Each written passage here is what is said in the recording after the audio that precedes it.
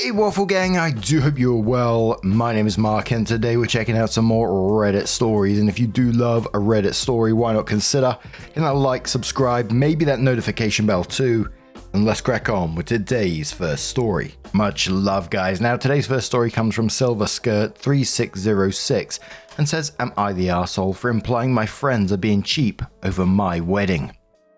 Throwaway because I know my friends use Reddit.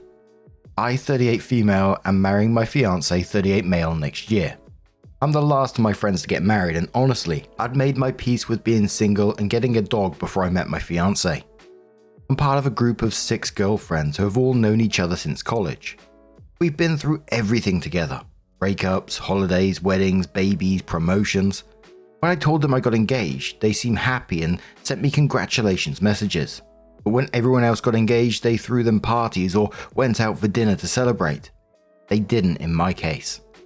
I gave them nearly a year's notice on my bachelorette party, which I'm keeping low-key as I don't want a big thing. We're going for dinner and drinks at one of my favorite restaurants in our city. However, slowly all of my friends have been dropping out, saying they can't get a babysitter or they have to work late or they're on a work trip. I've obviously invited them all to the wedding as well, which again is a small affair, and one has already messaged the group chat saying she's not sure she can get a babysitter for that day. My wedding is months away, and I'm finding it really hard to believe that she knows that far in advance. 2 others have also said they're not going to stay for the reception as they will be tired by then. Here's where I may be the arsehole. The straw that broke the camel's back was when I sent the link to the registry. My fiance and I already have a house together, so we're asking for mostly small things. Nothing goes beyond $50, and we're delighted with anything that anyone chooses to buy us. They sent a message into the chat saying they were going to band together to get me an air fryer as a group gift. It cost $40. So I was a bit surprised that they seemed to be chipping in about $8 each. Over the years, I must have spent thousands of dollars on their weddings, 2 of which were overseas. I've attended dinners and brunches to celebrate their job promotions and bought gifts for their babies. All the while feeling terrible about myself watching my friends celebrate the happiness I never thought I'd get. I sent a message just asking for clarification if it was all of them buying it together, and one replied asking if I was calling them cheap, and then there has been dead silence since. That really wasn't my intention, but it really feels like because I'm last, they're just over having to do these events, and it's really feeding into my insecurity at getting married so late. But they do have legitimate reasons for these things. They all have lives and kids, and maybe not as much money as when they were a bit younger. And maybe I'm just letting my insecurities get in the way. So Reddit, am I the arsehole? As sad as it is to say this, and it does feel shitty to say it, these are not your friends. These are not someone that you could rely on for support or anything like that. And we already know they're talking in some other group chat or personally together about you, that the fact that they came back to you and sent a message in the group chat that they're going to band together to buy an air fryer. There's clearly been some discussion in the background about that. So what else is being spoken about in the background about, you know, your wedding, your bachelorette, or let's make an excuse not to go or something along those lines. It may not be happening, but it certainly feels like it to me, and it's just shitty behavior overall. And I always ask, what do these people bring to your life? And you're telling us over and over again that they're bringing very little, whilst you gave everything that you can. Just leave the group chat, enjoy your life. Andrea says, not the arsehole, these people aren't your friends. Find a new group. Oh, and they are cheap. Another commenter says, yeah, these people do not like OP. She is not picking up on it for some reason. Famous Ohio Applehorn says, in replying to that, OP seems to be what I call the leftover friend. Basically that one awkward person that's been in your group forever, but isn't really anybody's friend, aside from maybe the one girl who brought her in the group in the first place. Weddings, baby showers and birthdays are the perfect time for everyone else to be like Jerry Seinfeld with hands up. I don't want to be around her. I'm 40 years old. Can I just not go to a party? This time says, I was willing to consider for a bit that maybe having kids made things different now from when they were all getting married. But buying an air fryer as a group gift? That's cheap, not the arsehole. The Donkey Forcer says the worst part is actually the cheapness. If you're asking for all this understanding and compromise from one friend, when being singled out and given zero effort, the least thing anyone can do to make up for that is to get the most awesome gift as a, sorry, I didn't make the effort to come. Here's something to make up for it a bit. What they've shown now is that they don't want to make an effort on her at all, and also they don't want to spend money on her at all. I'd send this post to the group chat and then say my goodbyes, including, don't bother with the air fryer. I've had more hot air by now than I can handle in a lifetime. Ooh, spicy, not the arsehole. And Snarky Ginger says, your friends are not really your friends in a definition. They are acquaintances. This happens quite often. People have lives and they may still remain in contact with you, but you are not their go-to. You're very generous and they've benefited from that. It reminds me of Sex and the City Season 6, Episode 9, A Woman's Right to Shoes. Snarky Ginger then sent a link. I ain't got a clue what that's about, to be fair, apart from Sex and the City. I know what that is, but I don't know the actual episode or anything like that. So OP came in with an update and said, hi everyone. I didn't think I'd have an update to give, but I wanted to repay everyone's kindness. Some people said some really lovely and helpful things. First off, I wanted to clarify a few questions that were asked. I didn't care at all what they bought us as a gift. I didn't care if they got us a gift at all. It was never about the air fryer. I really wasn't calling them cheap. I was just clarifying it was coming from all of them. I also didn't ask if they were getting us a gift. They brought this up themselves.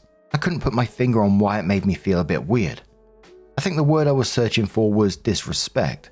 Someone said an $8 gift is worse than no gift. I think that's the heart of it. The money issue came up as well. As far as I know, all of my friends are fairly solvent. We all work in the finance field, mostly as accountants. 3 are very senior in their firms and all of their husbands have good jobs. But we never discuss money, and I know kids and the cost of living is high at the moment, so I'd never want to assume anyone's financial status. But everyone seems okay. The other issue was a lot of people asked how we see each other, and the answer is quite regularly. We made a pact years ago to meet up at least once a month, no matter how crazy life gets, and we've mostly been able to stick to that. The 6 of us usually meet for Sunday brunch. Apart from that, I live in the same neighborhood as 2 of them. So we do dinner occasionally and parties for their kids, etc. are a must. The last question was my wedding isn't child-free and is in our city.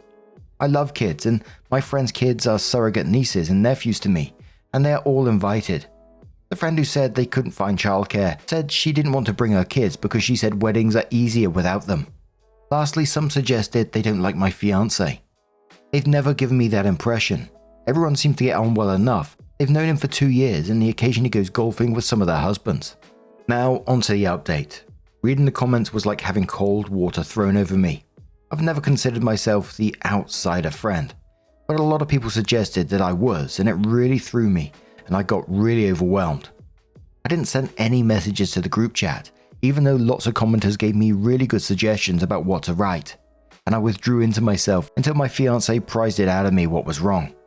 I showed him this post and he got super quiet and really, really angry. I've never seen him this angry over anything. He asked if I had spoken to them about this and I said no. He started to call them individually and read them the riot act. He called them $8 assholes. He called them $8 assholes and said he'd be sending them an itemized list of the thousands of dollars I'd spent on them over the years. He called bullshit on the one who said she couldn't get a babysitter, and she indeed said she was sick of having to go to the same boring wedding over and over, and yours won't be any different. And he lost it at her. I hate the idea of him fighting my battles for me, so I asked him to stop after the 3rd person. I sent a message into the group chat asking if we could speak as a group, and the 3 he called sent voice messages saying that my fiancé was a psycho, and that they wouldn't speak to me anymore. I just felt really tired and defeated, so I sent a message saying that if they don't want to be friends anymore, that was fine, and to consider their invitations withdrawn to the bachelorette and wedding. No one has replied, so I guess we are done. I suppose I'm better off, but I don't feel that way. I just feel numb and sad. They've been such a big part of my life for so long, and I really feel the loss, and I'm so sad I won't see their kids anymore. Some of them refer to me as auntie, and it's making me cry that I won't see them grow up. My fiancé has apologized for rushing in and for not asking me how I wanted to handle it, and I've accepted. We're good, and I'm looking forward to our life together. I mostly wanted to say thank you to the kind Redditors that showed me the light about this and offered congratulations on our wedding and even offered to buy us a gift. I've never watched Sex and the City, but I'll watch the episodes some people mentioned. It seems like I'll relate. I'll delete this post soon. I just wanted to put this behind me now. I just kind of feel like that they use the husband's behavior as an excuse to cut OP off, and it's just really sad for OP. She sounded like She was really invested in their friendship, which turned out to be a very one-sided friendship, and that's always got to be hard to accept in the end. The bloody $8 arseholes. Anyway, now I'm going to turn this one to you guys. What do you guys make of this situation? Let us know your thoughts down in the comments below, and let's move on to another story.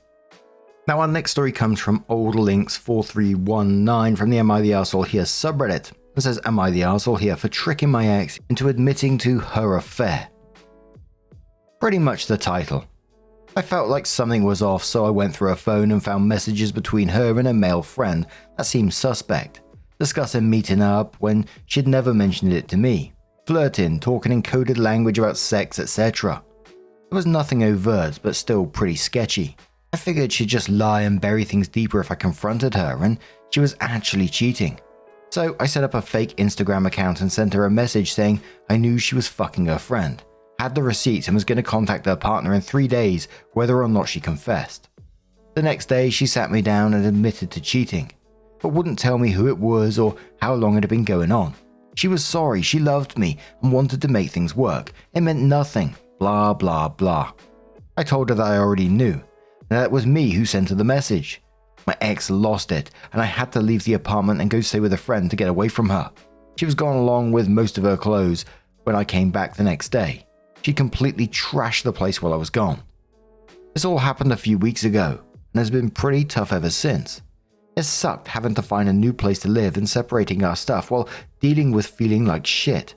To make it worse, I'd met the guy several times, shaken his hand, bought him a drink, thought he was harmless, etc. Mostly I feel like an idiot for having trusted her. I've never cheated on anyone, and I assume my ex was cut out of the same cloth. My ex is adamant that I'm an arsehole for what I did to her, but I don't really feel like I owe her anything. I don't know. Am I the arsehole here? First commenter says, and quoting, my ex is adamant I'm the arsehole for what I did to her, then says, for what you did to her? Wow, she's desperately trying to find an offensive position when in reality, she's victim blaming. I applaud you for what you did, which was to catch her cheating and call her out. Guess the other dude can continue making his deposits because she's morally bankrupt. You should send him a celebratory bottle of wine as a gift for getting her out of your life. Does the other guy know she's a cheater? If not, there's a future r/petty revenge story here. Not the arsehole. Opie says yeah. He knew about me. We'd met on several occasions and he'd been introduced to me as a friend. He's just as gross and morally bankrupt as her. They deserve each other. I don't really feel like I need or want any revenge. I just want her out of my life. And a reason says not the arsehole. The only arsehole here is her for cheating on you. She's just mad you outsmarted her. OP comes in one day after the post and says, so I think my original post must have been shared on Facebook or something because my phone has been blowing up. It's mostly mutual friends and acquaintances asking if I posted it. I told a few people about how I caught her cheating, and I guess it wasn't hard to put 2 and 2 together. My ex also tried to call me about 100 times. I know she knows my throwaway username because she sent me a screenshot of the post along with a long, abusive message threatening all sorts of things. I blocked her everywhere after that. I want to clear a few things up. Going through her phone was wrong. I get that. To be honest, it's the first time I've ever done anything like that in a relationship. It was only because there were so many things that gave me bad vibes. Example, late nights with vague explanations, being caught in various lies, sleeping with her phone under a pillow or leaving it face down on the charger, etc. I left the apartment because my ex has a history of violent histrionics when she doesn't get her way. I didn't want to put myself in a compromising situation where she could either hurt me or make up stories about me hurting her. I had a bug-out bag packed and ready to go before I hit send on the message, just in case. She didn't do any real damage to the apartment, just threw my stuff around while having a tantrum. It took a few hours to clear up and nothing valuable was damaged, so I figure it was easier to just let it slide. I had to stay in contact with her while we divided up our joint finances, furniture, and various other stuff accumulated over a 4-year relationship. As of yesterday, that's all done. Which is why I waited several weeks to make the initial post. She is now blocked everywhere. Yes, I took the cat with me. We've both been crashing at my friend's place while I look for a new apartment. He's doing great. He was always my pet anyway. My ex tolerated him, at best. I told my ex that I was the one who sent the message because I wanted her to know. I suppose I could have played that hand differently, but I wanted the satisfaction of seeing the look on her face when she found out. It didn't feel that great in hindsight.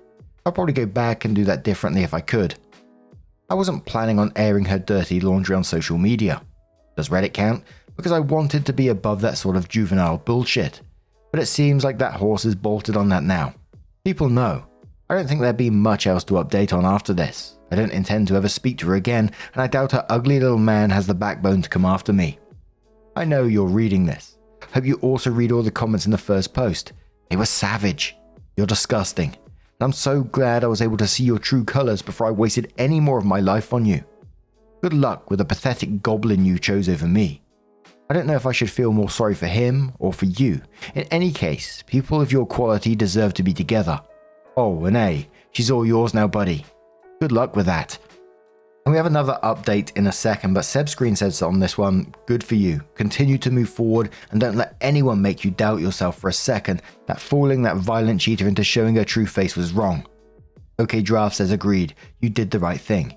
It's good that she showed her true colors. Keep moving forward and don't let her negativity bring you down. So OP came in again and said, holy shit, where to begin? Some things have happened since my last update. Yesterday, while I was out, my ex-girlfriend, Jay, showed up at my buddy's place with a box of my stuff and asked to see me. He said she looked like shit. He also said she had a fat lip. I have to admit that I almost caved and called her to see if she was okay. I'm glad I didn't. My ex's sister, H, texts and asks if we could talk. We always got along and have no issues with Jay's family, so I called her after I got home. We talked for about an hour. She wanted to apologize for her sister's behavior, but she also told me some of the things that have been happening over the last few weeks. Jay has been staying with her sister since we split, and A, the guy she was fucking, has been coming around regularly. They got into a huge fight yesterday and Jay lost her shit at A. Her sister had to pull her off him, and A's elbow connected with my ex's face while he was trying to get away from her. Turns out he's not single and his girlfriend found out about Jay. It also turns out that my ex wasn't his only side piece. After H kicked him out, my ex-girlfriend spilled her guts. She'd been lying to her family about everything. She told them that I cheated and she broke up with me. H said that my ex had confided in a couple of her friends about the way she got caught out. One of them saw the original Am I the Arsehole Here post and sent it to her, since the details lined up almost exactly. A friend must have shared the post with other people too, and from there it kind of snowballed. H also said that she's given my ex a week to find somewhere else to stay. So that's it, I guess. They always lie to their own families as well, don't they? Like telling a different side of the story to make them look bad after everything that they've done already. Dainty says, it seems like the truth has finally come to light. You're better off staying away from the drama and focusing on moving forward. Puzzleheaded says, now we can sit back, pop some popcorn, and watch the drama unfold. This is better than Netflix. Final Success says, don't you just love karma? And keep strong and stay the course, and don't let her even try to ask you for a second chance. Opie says, I'm pretty sure that's why she showed up at my friend's place. All of her options fell through, so she was hoping to manipulate me into fixing things for her. I'd rather fuck a cheese grater than get back together with her. Carrie says, I'm glad you did what you did, because now you know. If she'd been given an ultimatum from someone else, she would have tried to downplay the whole affair. It was only your confession that caused her to reveal her true feelings. And now the cheater was cheated on, and the cheater was used to cheat on someone else. Now she is mad that he is downplaying her affair with him, in the same way she tried to do when she was responding to the ultimatum. She is also mad that he cheated, which is what she did to you. Street Taylor says, I'm glad the total details are out there now, including her violence. She desperately needs therapy, but is unlikely to get it. She seems pretty convinced, like most entitled people, that she is totally the victim in all of this. I'm also very glad you didn't talk to her. You need a few months to completely clear your head so that you can see the relationship for what it was. You might want to consider yourself therapy if, in hindsight, you see the relationship as a lot more toxic than you thought while in it. And one more comment from Luna Lace Alicia, who says, looks like the truth always finds a way to come out. But hey, at least Jay got a fat lip and A got a dose of karma. And now you know it wasn't you who screwed up the relationship. Time to move on and find someone who actually deserves you. And now, I'm going to turn this one to you guys. What do you guys make of this situation? Let us know your thoughts down in the comments below. Now, just a huge thank you for being here today, getting involved in the stories. Your love, your support, your time always means the absolute world. Truly, thank you so much. And hopefully I will see you in the next one. Take care and much love.